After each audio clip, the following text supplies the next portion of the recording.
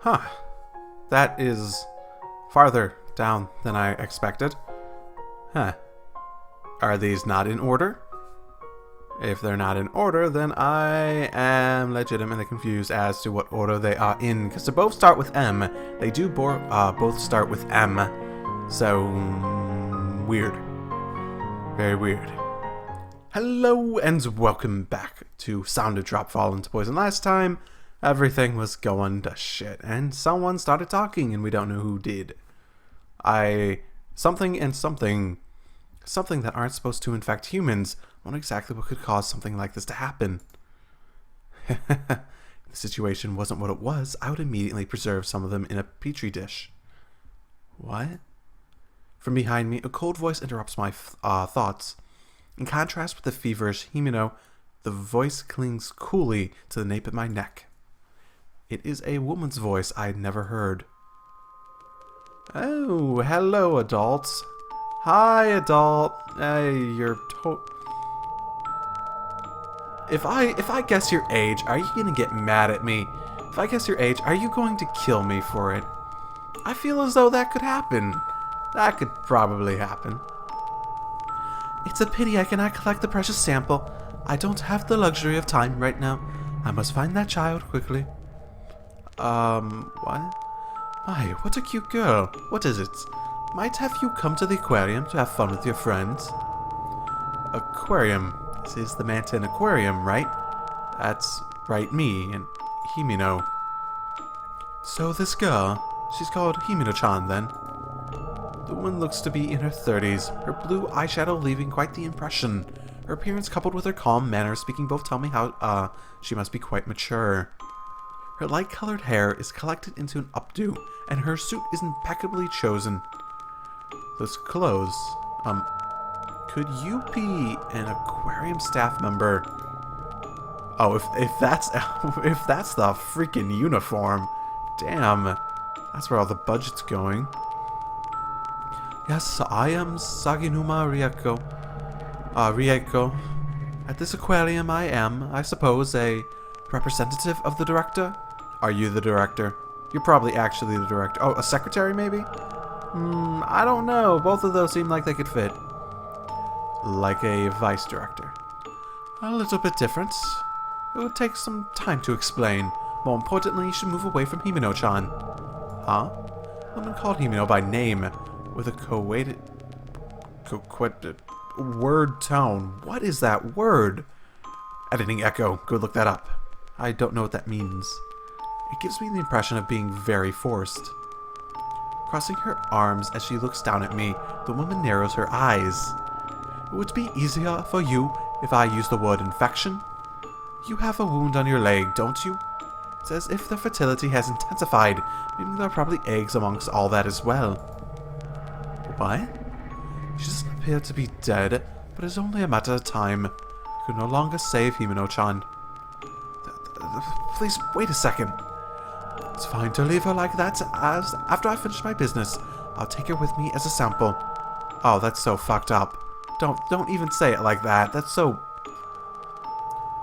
Mayumi was just noting how it felt forced. I'm guessing you're the person who sees everything as a science experiment. That weird stereotype where they stop seeing people as people. The corners of Saginuma-san's mouth widen as she say this. Oh yeah, she's definitely one of those stereotypes. Or the trope. I guess trope, not stereotype, trope. Trope would be better for this. Cliche somewhat? Probably not that bad of a cliche. My fear is that this woman is even greater than my anger at Himeno for being referred to as a sample. Even though someone right in front of her might die, she is smiling. How broken she make that face? Because I can't understand. Saginuma Rieko-san seems terrifying to me. Please, wait, if you're a member of the staff, then can't you take me to this building first aid room or call an ambulance or something? Since Himeno's alive? It seems you care for Himeno-chan a great deal. So try to imagine this. If you die because of her, think how Himeno-chan would feel. Well, if I die because of her, that would mean she was unsavable. And I would have to die after her, almost definitely, because it's from the same thing, presumably. How'd Himino-chan feel? Are we taking account in afterlife sort of concepts here? Because if we're not, then she wouldn't feel anything. Himino is alive. Please don't say something like that. I'm begging you, please. Save Himino. I'm not a doctor. It is not possible. Moreover, I don't think the rescue workers would want to respond to such a hopeless call. Saginuma-san says this bluntly in a cruel voice. Her voice is colder than the first time I heard it, like water that is frozen over. She can't be saved anymore. Every time those words come from her mouth, my pulse grows louder and quicker. The blood is rushing to me fast enough that, for my veins to be worn down from within. That's not good enough. Please. Save her. Please save Himino. Before I know it, I'm facing her and pleading. However, my desperate pleas are shattered by her cruel smile. Oh, that is a shit-eating grin. Bitchy shit-eating grin. She's the bitch. I bet everyone in this is just completely crazy asshole. Every single character is an asshole, I bet. I don't like disobedient children. I always have work to do. Important work that matters. Well, if you keep saying that, then maybe you don't. You have work. This place isn't normal. Isn't that something a staff member should get? After fear makes a lap through me, I push aside my emotions. Leaping over my fear and anxiety towards this woman, I wholeheartedly just want to save Himino. Not normal? Whatever you mean. As aquariums that also serve as research institutions, the situation itself isn't normal, now is it? I don't understand it all. I think she's blaming, I think that lady thinks you, Mayumi, think that you're blaming her, presumably in her studies, for causing this quote-unquote unnormal scenario that she doesn't like being called unnormal. Irregular, probably better word. And she's getting mad about it. Because she seems so caught up in that. That's enough. No matter how much time I spend here, it won't help. If you wish to join me, you are free to do so. Feel free to join. Saginuma-san, are you staff here or not? Are you saying that you don't know anything about this aquarium filled with nothing but phenomena? I don't understand a word of what you're saying. Are those good things? I'm telling you I'm going. If you wish to die along with her, then just sit there staring about like that. Later, I'll study you in full as well. Though one sample is more than enough. In science, it really isn't. She's stupid. I don't like her. I really don't like her in basically every way now. I shudder as a chill runs up my spine. I'm finally able to understand that this is not a joke. That she's saying sincerely she doesn't care about whether Himino lives or dies. Wait, please. You have wasted enough of my time. I must hurry up and find that child.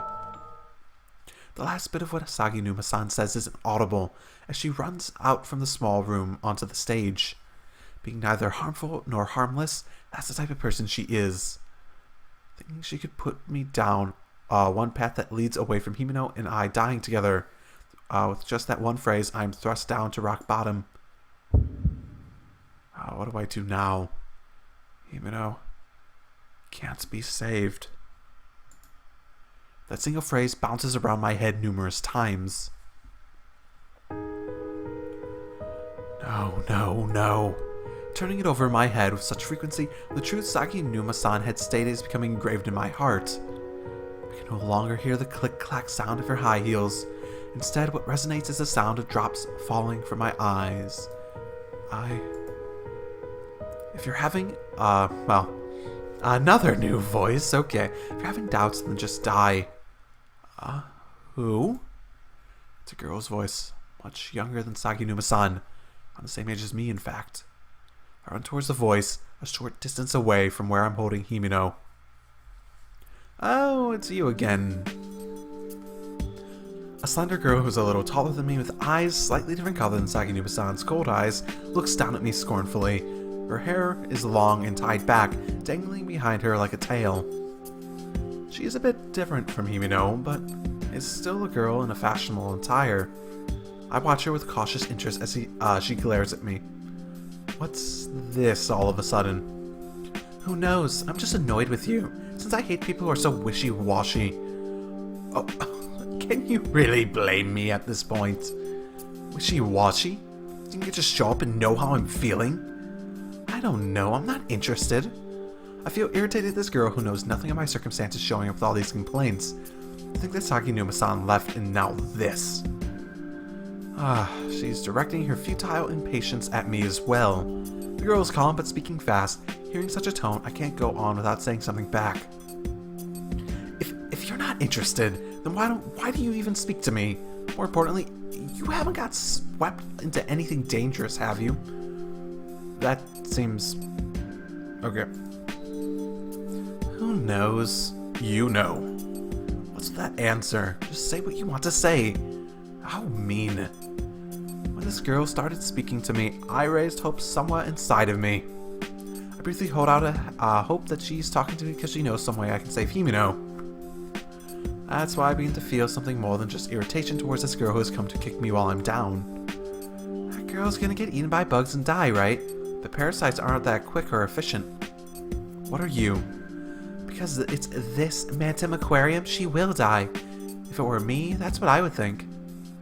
But then, what are you saying? My heart begins to beat faster at her words. And I regret placing so much hope in this girl. Nevertheless, from her way of speaking, could it be that... If you could get out of here, there may be a way to cure her. If it comes down to crying and dying, I would fight back rather than giving in. Cure her? Just now, you said cure her, really? But that's half member earlier. She says we could no longer be saved. I don't know. There's no guarantee she can be saved, but the one who said she couldn't be saved was an employee of the aquarium, right? Not a doctor. Not a doctor.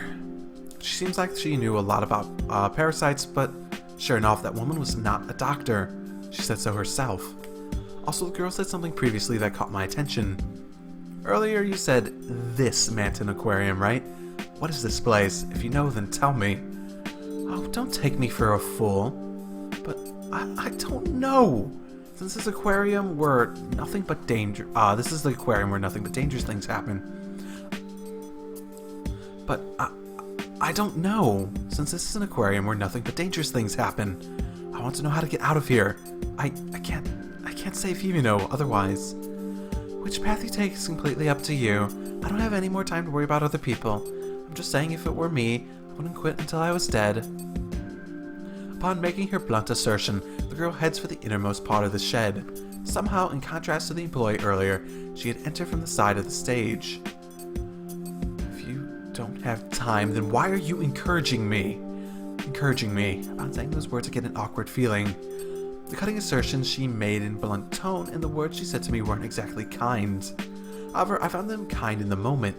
It isn't that I can't save her, nor is it guaranteed that I can. Having received even a small amount of hope, my tears have stopped. I told you already, I was just getting annoyed. Without looking back, the girl walks away. Sitting on the ground huddled close with Himeno, I think over the two possibilities in my mind. Since it's unlikely I can save her, should I just stay here with her a second longer? Or should I believe the girl's words and escape from this dangerous filled aquarium?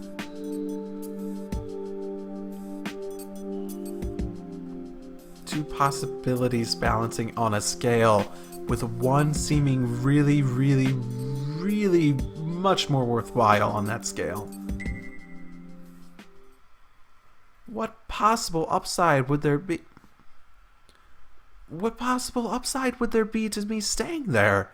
Oh, would it be like, oh, you're definitely going to die because this is a stupid decision?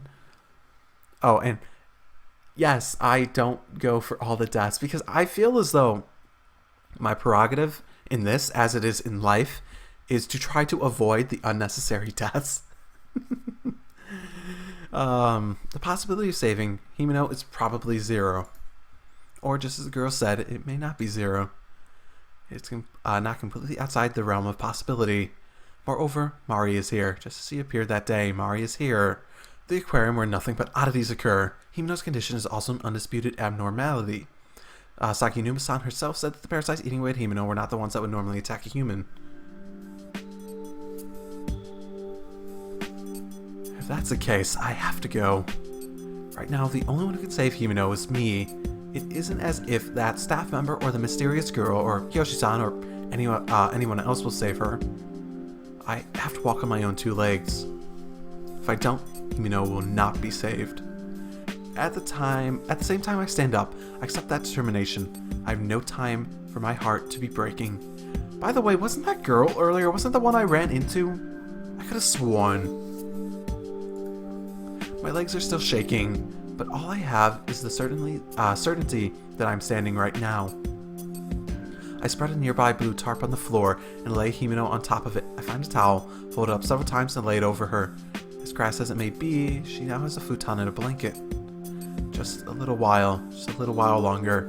Next thing we know, the parasites will actually increase their speed because it's more warm in her body now, and there's more energy and such.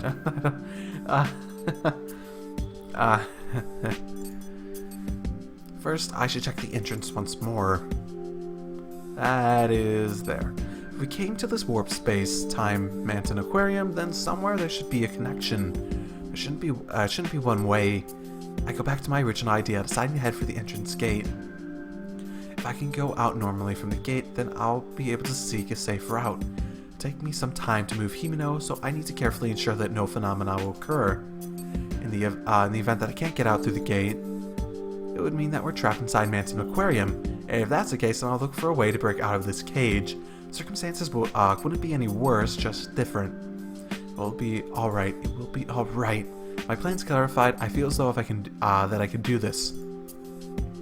I have no special skills. My personality is probably introverted, but my desire to save Himeno is second to none. So, in that case, first is...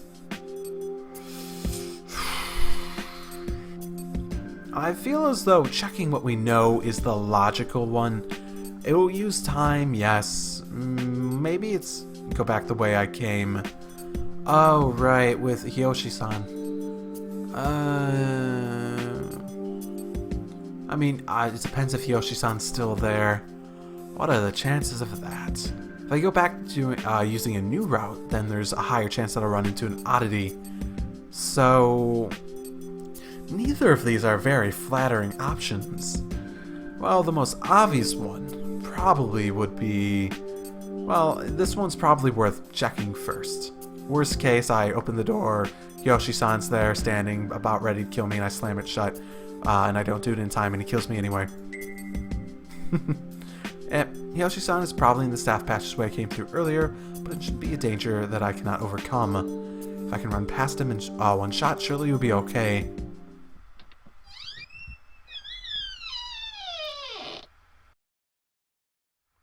I open the door with a soft ka-chak. It's at that moment. Yeah, okay. Yep. Yeah. Sharp pain runs to the base of my neck. Whatever bit my neck knocks me to the ground. Oh, I got bit. Not good. Gaga. Okay. Unnecessary death number 3. With each bite, the area around my neck makes a squelching sound. The cold stench of iron and smell of blood. It's the smell of blood and saliva, whatever's doing this will be mixing together. Choked up by the stench, I realize that the air filling my mouth is hitting the bottom of my chin. Breathing from my own mouth shouldn't reach the bottom of my chin. The inconsistency is here because that breath is being vented from an arrow that is opened up in my neck. Okay, I'm pretty dead. I'm super dead. My voice isn't a voice anymore, it's something more than a sound of air escaping, unable to offer resistance. My body's overrun by that something. Oh,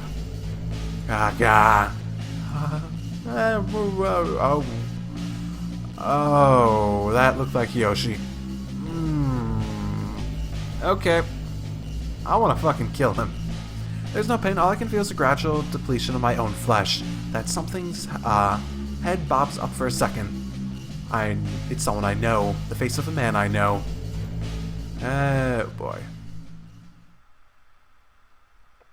I hope the ending name is called... well, you knew that was stupid, didn't you? Before long, everything is engulfed in silence. Surely this will be my death. Being eaten by the one who saved my life, Yoshi-san, this is merely a tiny death and nothing more. God, that's fucked up. Why is he so fucked up? Irrational. Yeah, I was being irrational, wasn't I? Hmm.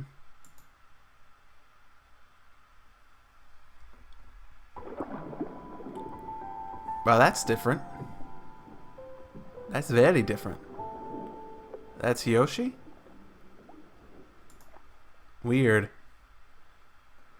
So, now that we know Yoshi-san isn't just stuck to the ground, and he's actually sort of kind of using tactics in order to do things to me, well, I mean, tactics in the same way that, like, a bear could use tactics, but tactics nonetheless. Go back using a new route. In order to get back to the gate, it seems there are two similar routes, but I'm afraid to take the path containing the insane Yoshi-san. Yoshi-san was clearly not normal. I desire to save him, but speaking honestly, protecting myself takes priority. Moreover, as opposed to Himeno, he didn't seem to be headed down the straight path to death.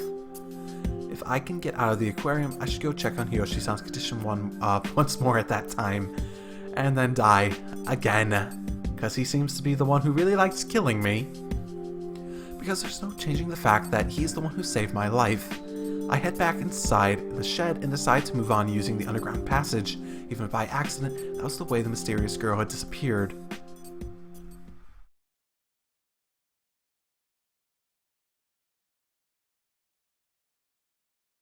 Oh, hello, dark room number 5, probably. Opening the door, I step down a rusty stairway. It's a spiral staircase, and as I step off the very bottom, I see a dim underground passage stretching out before me. After going down the passageway a bit, I run into a door. It seems that if I do not pass through this room, I cannot proceed. Upon slowly opening the door, I see several computers and various other machines. Since I see lots of levers and dials with numbers and up and downs on them, there must be somewhere where all the machines in the aquarium are controlled. This could be it. They probably control the tank temperature, oxygen regulation, lighting, and such from here as well. Which means whoever did the jellyfish thing to me, I still think it's a person. I think someone was trying to kill me there. They were probably here, so it might have been that woman. That staff member. She's the most likely to have been down here. At any rate, I should keep moving. As I proceeded, the sound of my footsteps echo with a click-clack, click-clack. The echo lingers with a clack-clack sound. It figures this place is creepy too. I'm almost something like that after all this has happened. Even as I reflect on this and walk on, a jarring sound blends in with my footsteps. What was that sound just now? Is it someone else's footsteps at the same rhythm mine were going? Puzzled, I strain my ears and can hear someone moaning. Huh? The voice is coming from my destination, the interior of the cellar. Despite my hesitation, I proceed onward with caution. What? After taking several steps, the voice becomes clearer. Peering through a gap in the machines, I discover the origin of the voice.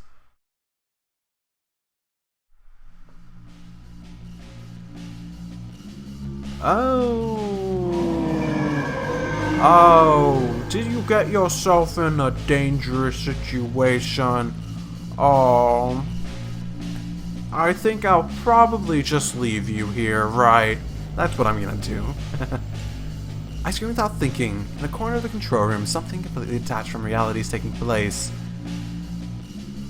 That is a killer whale, and is she in the tank, or is that an orca? But how? Oh no, an orca, killer whale. Aren't those the same thing technically? I don't know. I give voice to what lies before my eyes, a plump round body with a distinct contrast between its colors of black and white. On the opposite sides of its sharp, shark-like fin on its mouth is its mouth, which is tapered with teeth all lined up. That's right, orca are swimming around here, in this room with no water. They swim about in the air. Oh. Okay, you want the phenomena. That's not gonna go well. Isn't just that they float in the air, they move and swim about using their fins and bodies. Man, there are multiple ones of them. Okay, Moreover, there isn't just one, two, no, three. There are three of them swimming right before my eyes. Marine creatures that are much longer than the span of my two arms if they were to spread them wide. How? The orca continues to swim about, unaware of my presence. No, at this rate, I'll be attacked. As I realize this, I step back. However, immediately after I do, I catch sight of the owner of that small voice. That girl is... The three orca are swimming around, encircling something as if it were their prey. That something at the center is a girl around the same age as me. A girl I ran into only a short while ago on the stage. Her eyes are wide, she trembles with a terrified expression. Standing still, stock still as her only escape route is blocked. Her mouth is flapping open and closed, as if she is having trouble breathing. Oh, God. As the orcas swim about, they occasionally point the tips of their noses at the girl. They probably aren't smelling her. The movement is appearing to me as if they are sizing her up instead. This is probably really stupid, but I'll try. I don't even know the girl's name. However, as things are as they are now, it seems the girl will be attacked by the orca. Push my numerous doubts aside and focus only on that fact. I want to save her. Thanks to those words welling up inside, I can no longer say this doesn't concern me. Moreover, if it were Himeno, she would surely get involved. Even if I saved Himeno after ignoring someone in trouble, she wouldn't be happy about it. I'll save that girl. Someone? I hear those timid words as she mumbles. Little by little, the three orcas swimming in the air seem to be tightening the circle they have made. I have to hurry. What should I do? Oh, so many options. Okay. Voicing my doubts, I look around. I have to get her away from the orca. Move the machines with a computer. That's actually not a bad idea. Oh, there's a fire. Oh, wait. What type of fire extinguisher? Fire extinguisher. Why fire extinguisher? Because the computer's too much of a long shot, and the other one was basically me saying, hey, come here and eat me instead. That's a fire extinguisher. At the edge of the room, I discover a fire extinguisher. If I can track their attention with this, that's not what I was thinking. I was thinking that I could possibly scare them with something they don't understand. And somehow the orca are distracted. I need to get away. I pull the yellow pin from the fire extinguisher and point the hose at the orca. And I bet I don't know how to use one. I'm gonna hurt myself, aren't I? Ah.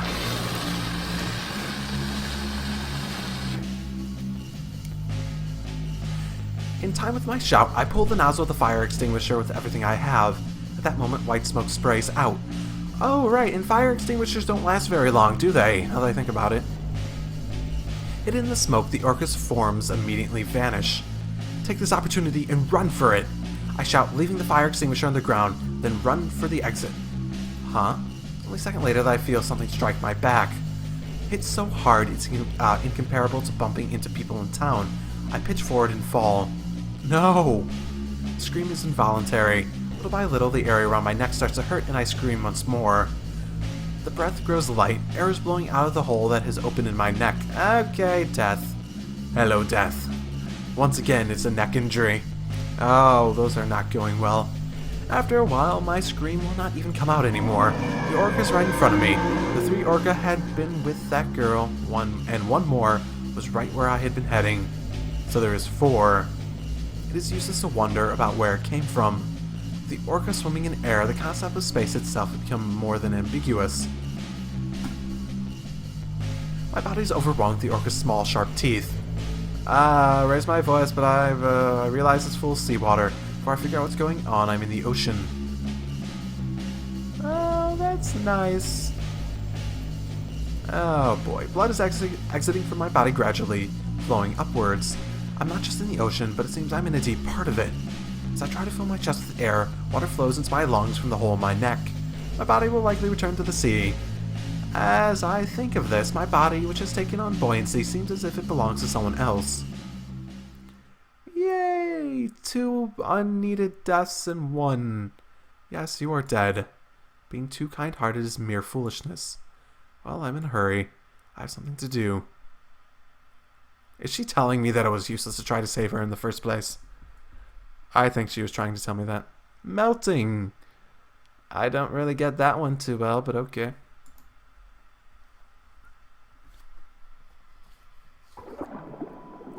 Oh, we're back to her being cute instead of weirdly Yoshi.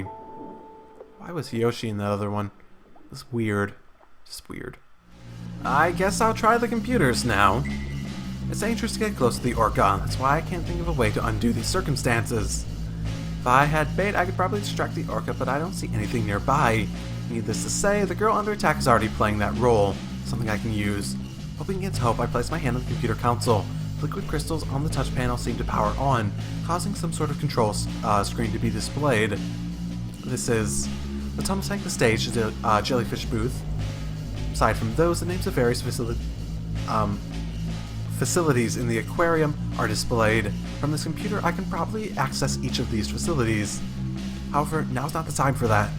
Everything's fine, just ignoring the other facilities, I touch a selection for the basement level control room. The control screen for the air, the speakers, and so on is displayed. How does the habitat of these orca have in common with the real orca? Realizing I don't have much time to think it over, I decide the temperature settings are the best place to start. It's ideal for humans, but it could still burn the sea creatures. It's no use. This will take too much time. The roar of the air is fierce, but there's little change in what I can feel on my skin. There has to be another way. Oh, okay,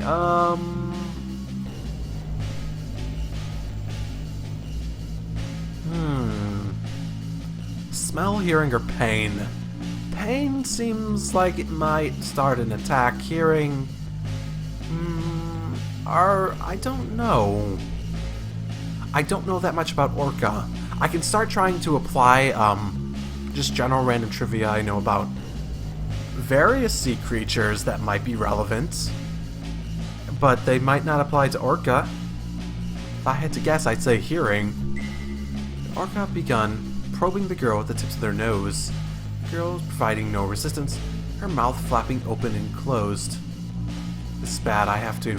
Small but sharp teeth peek out from the small opening in the orca's mouth. The tips of the teeth seem to sparkle. My pulse quickens. There's no time left to test another method. I have to find some sort of solution from within the machine right in front of me. The speaker. I discover the volume setting on the liquid crystal display, and hazily recall something inside my mind. Sound. Ultrasonic waves. Their sense of hearing. I remember something I saw on TV about orca and their environment. Dolphins, whale, and other similar species use sound for communication. Oh my goodness, that was the weird random trivia thing that I didn't know applied to them or not. Various species make noise and comprehend sound. These are creatures with excellent hearing. Anything's fine, just noise. It's my only hope, I think. If I can make good, loud enough sounds, I could probably repel the orca. Setting aside my feeling of impatience, I set the volume as high as possible. All that's left is to where the playback comes from. I wonder where the sound comes out of. At that moment, chills run down my spine. The girl and 3 orca are probably in the periphery of my vision. Then I wonder what in the world it was that just brushed against my spine. Could it have been? Despite trying to keep it under control, my heartbeat has rapidly increased. Sweat drips from my forehead. There is one more orca here now. 4 in total. As I realize what's happening, I suddenly feel my legs floating. Not just that, but suddenly my entire body's floating about. No, there's no way to be floating in midair. My body's taken on buoyancy and is floating. Oh my goodness, I'm dying. Okay.